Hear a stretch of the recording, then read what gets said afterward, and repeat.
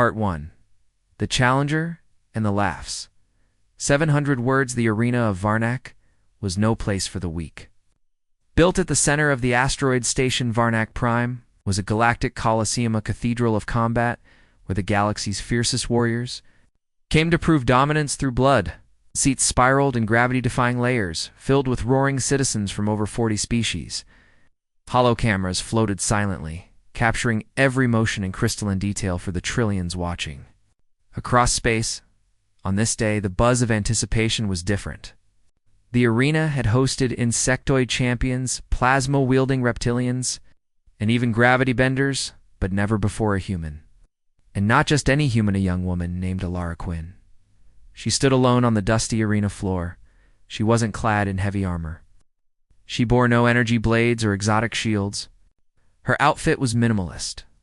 Loose gray wraps, grippy arena sandals, and a steel-clipped braid running down her back. A small red Marcan Earth's military tattoo was inked along her collarbone. Barely visible to the crowds, she was an enigma too. Her opponent, she was a punchline. Commander Groshtak, veteran of the Tharkana warrior caste, entered from the opposite gate to a deafening chorus of war chants. Standing nearly 3 meters tall, his armored scales glistened under the arena lights. Twin sets of arms flexed in a predator's greeting. Massive claws clinked together in anticipation of blood. The Tharkana were apex deathworlders in their own right, bred on high gravity. Volcanic worlds where survival meant killing your siblings by age 5. Groshtak had fought 81 battles in this arena, never lost. Never even been pushed to the second phase of a fight. When he saw Alara, he threw his head back and laughed. It wasn't a casual chuckle. It was a bellowing, mockery-laden roar that echoed through the arena. Several spectators joined in, unsure. Whether this was a real match or some interspecies exhibition, he pointed a clawed digit at her. "Is this a joke?" he shouted, voice booming through the speakers. "Do humans send their children to fight? Or did I stumble into a schoolyard?" Crowd laughed harder. Alara didn't respond. He paced slowly, theatrically, arms wide as he played to the audience. "Will I be disqualified if I snap her spine too fast? Shall I offer her a lullaby first?" Still, Alara said nothing. She simply tilted her head too. The sighed and rolled her shoulders once, twice like a predator getting comfortable. Her face remained calm, even relaxed. Eyes unblinking. The commentator, a furry Zravi with 4 mouths, tried to temper the mockery. "We are looking at a registered deathworlder from Earth, a Class 12 combat world." Groshtak cut him off. Roaring again, "They call that a death world? We call that breakfast?" The crowd was in hysterics. Betting windows lit up with lopsided odds. 95% in Groshtak's favor. In her corner, Lada's liaisona Scaly. Nervous Talora named Vec tried to whisper in her ear, "You're still allowed to surrender. This is just formality. We don't expect victory. Just survive 5 minutes. We file the paperwork. Everyone's happy." Alara gave him a sideways look. "I didn't come here for paperwork. You don't understand. He's a Tharkana. Nice. His bones are forged like carbon steel. He could crush your ribs with one hand." Shrugged. "Then I'll stay out of." His hands, Vec paused. "Do you understand the rules of controlled surrender? You're only allowed to go so far. Dislocations, stuns, knockouts. No fatalities, unless the other party refuses surrender," she interrupted. "I read the rules." The crowd's chant was deafening now. "Groshtak, Groshtak!" The center lights dimmed. A low vibration signaled the beginning of the match. The arena's voice AI called out, "Begin!" Groshtak moved like a living avalanche. Each of his 4 legs pounded into the arena floor with bone-rattling force. And his dual upper limbs swept through the air with claws extended itch, one capable of shredding flesh. Armor and even low-grade exosuits. His approach was primal, devastating, confident. A predator taught from birth that size was superiority. But Alara didn't move like prey. The moment his first strike came, a sweeping slash meant to decapitate her, she was already beneath it. folding low and rolling forward with fluid precision. Her feet barely kissed the ground as she flowed past his bulk and pivoted behind him. Groshtak grunted in confusion. That had never happened. His tail whipped around in a defensive strike, fast as a kinetic whip, but Alara ducked again, letting it pass inches over her head. She countered with a kick, not to his head or chest, but directly to the back of his knee joint. The one spot where Tharkana physiology bent at an awkward angle. Crack, Groshtak stumbled. The crowd gasped. "ELARA." Didn't press forward recklessly. She watched him turn, analyzed his weight distribution, and shifted accordingly. Her hands relaxed at her sides, fingers twitching slightly. Every muscle was controlled. Every motion precise. Groshtak bellowed, more angry than hurt.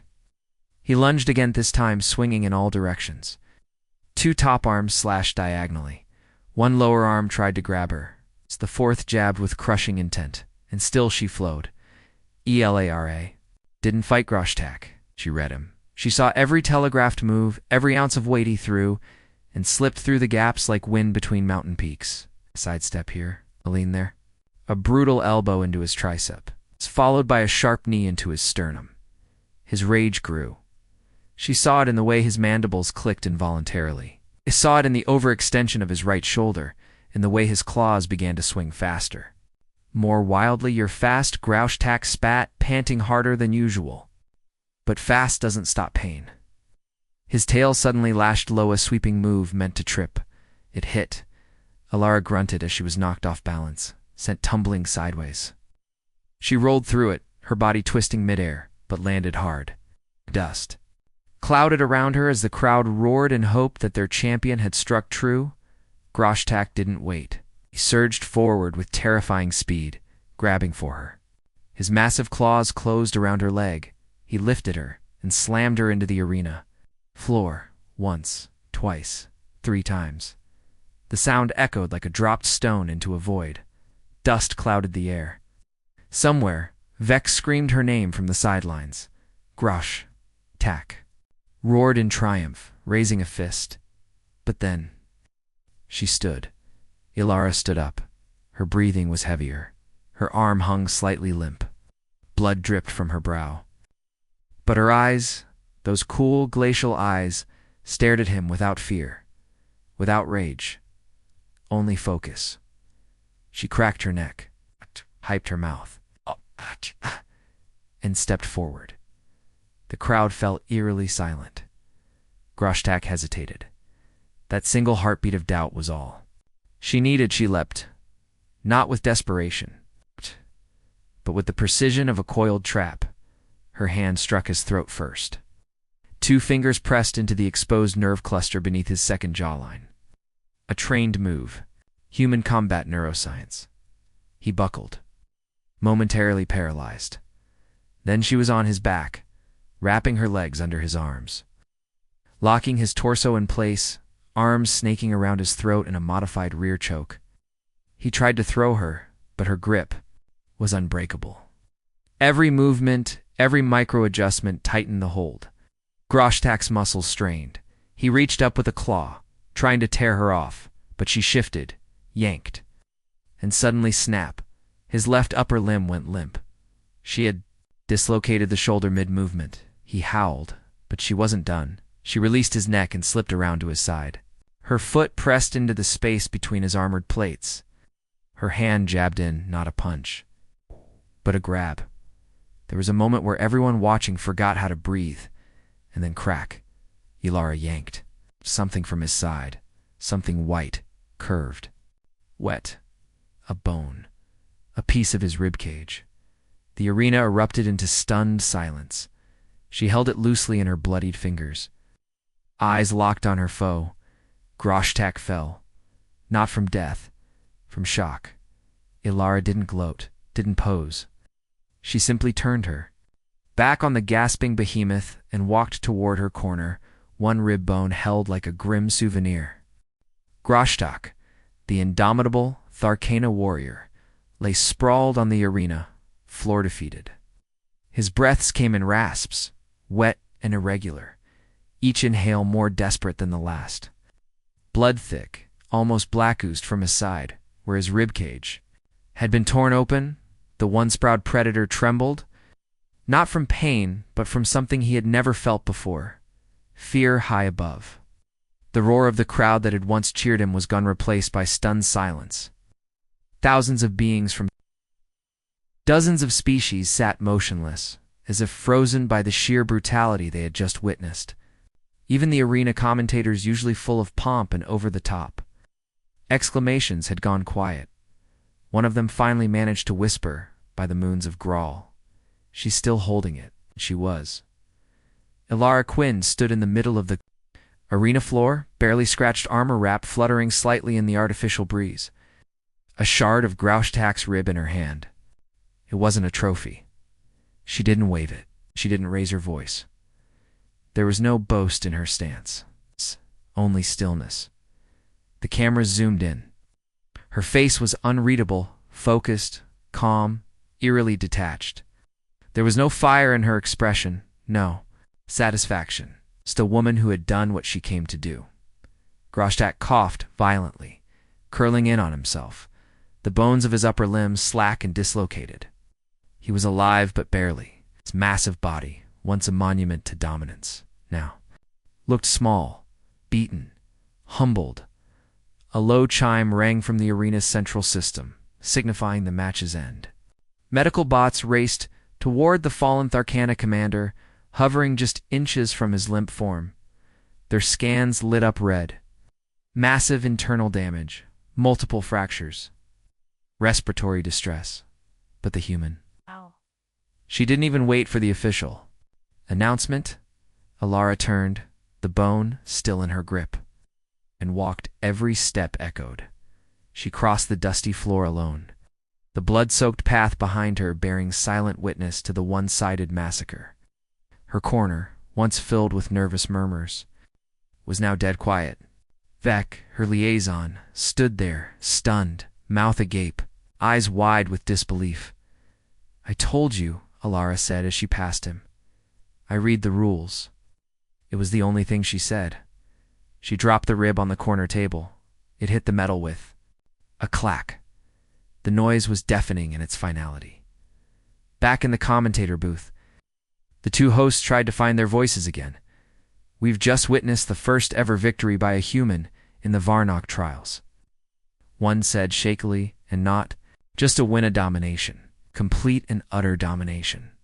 The other, a seasoned arena analyst who had covered nearly every duel for 2 decades, spoke slowly. "Grauschtak has never been humiliated like this. He wasn't just outmatched, he was outclassed. No weapons, no armor. She didn't need them." Within minutes, the arena's feeds were broadcasting the match replay across hundreds of systems. The footage became viral not for its flashiness, but for the precision. Analysts slowed it down frame by frame, highlighting Elara's flawless footwork, her ability to predict strikes before they landed, her knowledge of Tharkana anatomy. Every movement told a story, one of training, discipline, and a terrifying level of control. Across the galaxy, reactions varied. In Tharkana territory, silence reigned. Their champion had been bested on in their culture. That meant shame. Their death world pride, long worn like a crown, now felt heavy. Ow. Their elders convened in secret to discuss next steps. In academic circles, xenobiologists and combat tacticians scrambled to update files on humans. Earth was already classified as a death world, but Elara's victory reignited the debate. Were humans something even worse? A new term began circulating on message boards and Black Ops dossiers: precision apex. It wasn't just strength that made humans dangerous, it was the restraint. They didn't go for the kill immediately. They didn't overwhelm. They assessed, adapted, waited, and when they struck with terrifying clarity. Back on Varnock, Elara refused to stretch her, declined interviews, and walked out of the arena compound alone. She wasn't there for glory or status. She had fought because she had been challenged, because someone had laughed, because someone thought a humana woman, a fragile death worlder, was a joke. And now, the match may have ended in Varnock's blood-stained arena. but the shockwaves rippled through the galaxy for days to come. What Alara Quinn had done in under 7 minutes was now being dissected, debated, and broadcast from the core worlds to the fringe sectors. The once unquestioned hierarchy of martial dominance among galactic species had been cracked, and at the heart of that rupture stood one human woman. Across media channels, the headline was unanimous: Death Worlder walks away with bones. The accompanying image was simple but unforgettable. Alara mid-stride, silhouette drenched in golden arena light, holding a curved shard of Groshtak's rib in her left hand, blood glistening like oil. The silence of the arena in that moment was as iconic as any war cry. Military academies, especially those within the Dominion Coalition and the Cyrex Triad, paused their curricula to analyze the footage. Was how she had won. She hadn't relied on brute force or surprise. She had observed, anticipated, and deconstructed a biologically superior foe, like a surgeon with a scalpel. Combat instructors, across 3 systems, updated their simulations and began referring to her tactics as the Quinn maneuver, an efficient, multi-phase engagement pattern focusing on joint targeting, momentum redirection, and targeted anatomical strikes. One Galactic Council officer put it bluntly during an emergency. Defense meeting. We trained our soldiers to survive humans. We didn't realize we needed to train them not to provoke one. Meanwhile, on Tharkana Prime, the atmosphere was grim. Groshtak had returned alive, but disgraced. His body had been mended by biosurgeons, but his spirit, not so easily. Among his kind, defeat in the arena was not just failure, it was dishonor. And to have been beaten not just by a smaller opponent, but a Death Worlder female, shattered centuries of cultural ego. No words were spoken in public, but the whispers. Began. The age of the claw has ended. The age of the mind has begun. Behind closed doors, the Tharkana elders convened. They watched the fight footage again and again, horrified. We underestimated humans, one finally admitted. We assumed their strength was in numbers or weaponry. But no, it is their restraint, their control. To lose to a berserker was one thing. To be surgically dismantled by a calm opponent was something else entirely, to save face. The Tharkana High Council sent Alara a ceremonial dagger, rare gesture of warrior respect meant only for the most honored enemies. It arrived at Earth's diplomatic post with no message, it's just the dagger, polished, black, etched with the crest of their strongest bloodline. Earth's officials didn't know how to respond. Aylar did. She refused it, not out of spite, but because she didn't consider herself a warrior. She hadn't fought for glory, vengeance, or blood. Because someone had stood in front of her people and laughed at them. Back on Earth, Alara became a strange kind of celebrity. She gave no interviews, took no calls. She left the UED United Earth Defense quietly and returned to the Pacific Northwest, disappearing into the misty forests near her birthplace. But her legend grew. Human children played arena on school playgrounds. Yes. One pretending to be Groshtak, the other, always smaller, saying coldly, I read the rules. Before toppling their opponent, martial arts schools changed their training programs. Recruiting efforts for Earth's Defense Force surged. Once looked down on humans, now looked at them with a wary respect. In backroom negotiations, the Galactic Council began revising policy. Death Worlders were no longer considered volatile, but containable. Now, a new classification was quietly added to Earth's profile. Engagement Protocol. Observe. Do not antagonize. Alara had shown the galaxy something it had not understood. About humans, they weren't just adaptable. They were patient, precise, and willing to hold back until they didn't, and when they didn't. God help whoever stood in their way. Even those who hated what she did respected it.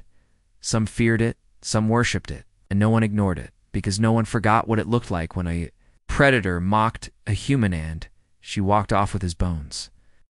Alara Quinn vanished from the public eye in the days following her match, returning quietly to Earth with no fanfare.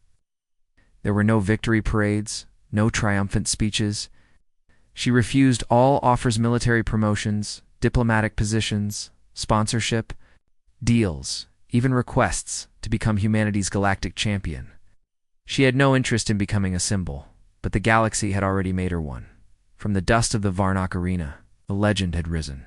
In the following weeks, copies of the fight were uploaded, downloaded, translated, and dissected across thousands of networks. The footage became required viewing in military institutions. Mercenary guilds broke contracts to avoid human engagements. A growing number of species, once confident in their own dominance, began to ask a single question: what else are humans hiding? The Galactic Council, in private, feared the answer. They had long labeled Earth a death world, a classification based on its savage wildlife, chaotic weather systems, and unpredictable tectonics. But Alara's battle forced them to reconsider the true threat. It wasn't Earth's planet that deserved fear, it was its people. Because unlike other Deathworlders who relied on instinct, overwhelming size or biological resilience, humans added one more terrifying element to the mix: discipline, the restraint Alara had shown, the calm with which she had dismantled her enemy, and the fact that she chose not to kill Groshtak when she had every right to. Shook the foundations of every combat doctrine across the galaxy. Military leaders began whispering the same phrase: if that was what she did restrained, what happens if they ever stop holding back? Soon after, a new interspecies directive was drafted and passed in near silence. Do not engage human operatives in single combat, when it was adopted unanimously. Meanwhile, Tharkana society began to fracture. Groshtak never returned to the arena. His body healed, but his legend was shattered. Some factions demanded revenge, but cooler heads knew better. One Tharkana philosopher summarized it best: we now know fear. We now grow wiser. Among the youth of the Tharkana, surprisingly, Alara became a symbol not of shame, but reverence. Honor through humility became a trending principle. Training dojos changed their crests to show a cracked rib, symbolizing not weakness, but a lesson learned. And on a moon orbiting Varnock, a bronze statue was quietly erected by anonymous donors. It depicted a lone figure walking forward. Hair braided, body relaxed, one hand holding a curved alien rib.